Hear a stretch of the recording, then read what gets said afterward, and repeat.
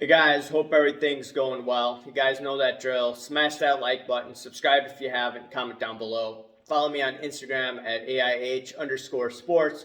Follow me on my finance channel at AIH Finance. Okay, so I want to touch base on flight to safety.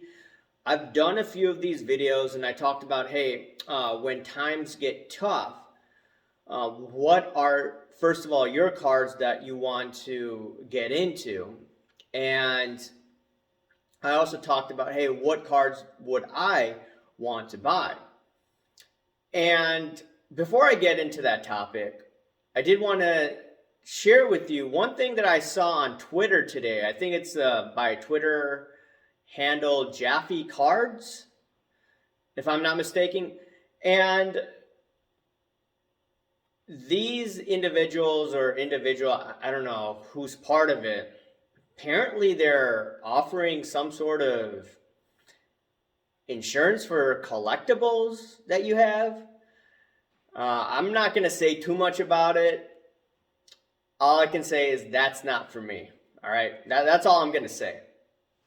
Okay. So now getting into the sports cards, I did a video, I think, earlier this year, and I did a video, I think, sometime last year as well, about flight to safety. And in the investing world, what people tend to do is when things get tough, they go into cash. Sometimes they go into bonds, but just depending on the situation. They're not going to bonds right now. And obviously, once again, stocks are not sports cards, so you cannot compare the two. All right? That's why I used to talk about indexes, but now I'm like, I'm not totally convinced of those indexes based on further research that I've done. And you could take a look at my videos from the past. But anyways, one of the cards that I talked about was Derek Jeter SP279. Regardless, one card that I regret not buying was the Jeter number 279 PSA9. The PSA9 card, what I noticed in 2018, the stock market was going down. And I noticed this card was around $3,000, a little over $3,000. I was a bit iffy putting $3,000 when I was first getting back into this game. So I stood on the sidelines. And then what I noticed was that card went up to over $6,000 or close to $6,000 before the pandemic. And then it crashed down to around the same level, around $3,000 in 2020, about 3,300-ish, around that range. And then because of the unique nature of the pandemic, the cards just went insane. So that $3,000, $3,300, it went in over a year close to $27,000 as a blow off top. Now that card has gone down to roughly, I think it's $9,000, $10,000 as of right now. You have to remember baseball is on strike. You're in the off season, so that card definitely has taken a dive since November. You could say that it's taken a dive since the beginning of last year, but I'm just looking at it from a seasonality play. So I expect a bump up, even if the stock market continues to be volatile until the beginning of the season.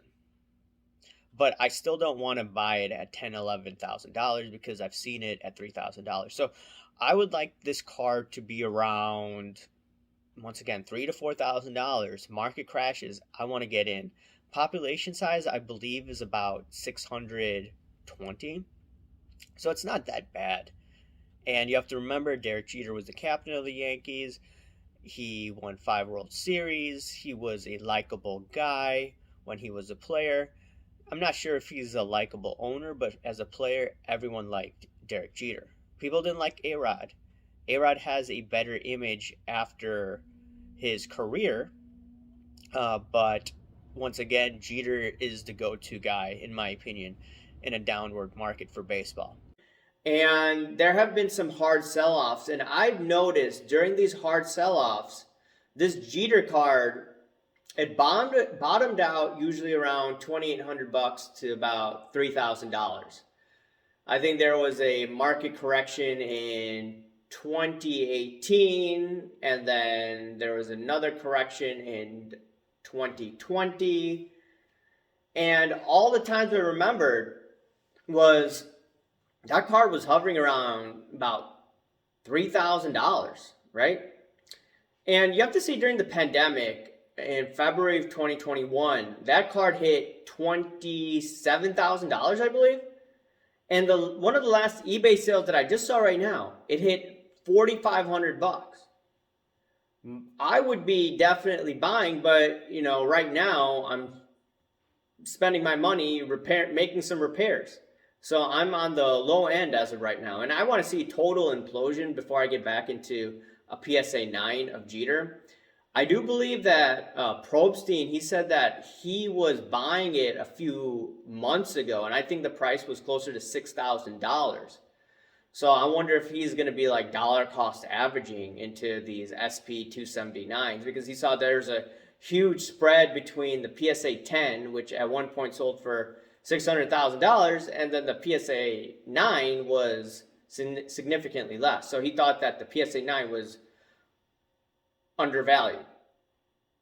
So that being said, Derek Jeter's card, PSA9, is looking pretty attractive. I'm not telling you to buy. I'm not going to buy right now, but the next time we see a downturn, I'm probably going to be buying that. The other card that I have talked about in that video was a Mickey Mantle PSA1, the 1952 card. And I have noticed, just based on the charts on PSA's website, that it stayed constant for this year in the $30,000 range, a little above that. So it seems, but that auction was in August.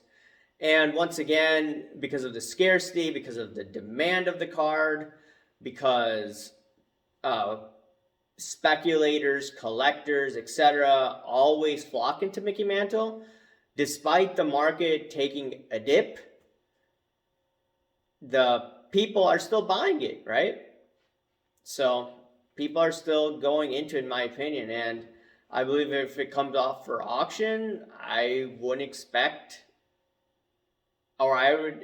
probably around the same range, right? Unless there's been an auction the past month that I'm not aware of where it dipped, but let me know about that. The other card that is on my radar, which is quite interesting, I've talked about this before, is a 2000 Chrome Brady PSA8.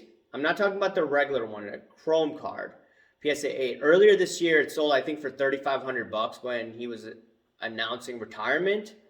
But then, as the market dipped, so did the card value. And it's, I think, around $2,000. And I saw some comp in 2020. I couldn't believe it, but it said maybe $645. I still find that hard to believe because I thought that a PSA8 of the regular card was selling at that moment. But one of the price charts says $640 during 2020. It may have been the early part of 2020, which makes more sense. Because at one point I was able to buy these cards, 2019, pre-pandemic, for about $200, the non-chrome cards. So I'm just looking at them like, okay, this could be a potential speculation for some people, but I'm not going to touch it right now because there will be volatility because, okay, it appears that this is going to be Tom Brady's last year. So if I were to buy it right now, for instance, and then has a spike up, but what happened earlier this year, I remember I was selling some Brady cards. There was a lot of hanky-panky where people weren't paying. People were bidding it up, shill bidding, and therefore, I don't want to play in a volatile space for Brady cards. Where I want to play in is maybe the lower end where there's not too much volatility, cheaper Brady cards, but next go around, next time we see a market like this, I would be buying the Chrome PSA 8 cards, potentially PSA 9 cards. And the reasoning is not right now is because he's going to retire. There's going to be a lot of volatility. I want to buy it when he's out of the news, retired, and an analyst on Fox. So that's what I'm looking at right now. I wanted to ask you, though, this is an open-ended discussion. What are you looking at right now? There are a lot of people that have gone out or dejected, but what's your flight to safety? Because I do believe there could be opportunities for the next 18 months. And right now, if you just look at all types of markets, the dollar keeps on going higher.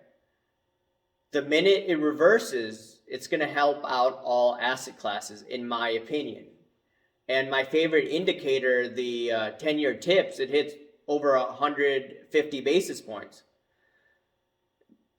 I believe last December it was negative, 100 basis points or something like that. Some of these yields. So on negative 100 basis points, don't quote me on this, but just from my memory. But during the pandemic, it was definitely negative 100 basis points at least. Talking about a negative 100 basis points to a positive 150 basis points. When interest rates are positive, I'm looking at the 10-year tips. I'm not looking at the current year yields. In my opinion, that is a better buying opportunity. Doesn't mean you're going to make money. Not investment advice. This is just my opinion. Anyways, guys, let me know what you think. Remember to smash that like button, subscribe if you haven't, comment down below, guys. Thank you. Bye.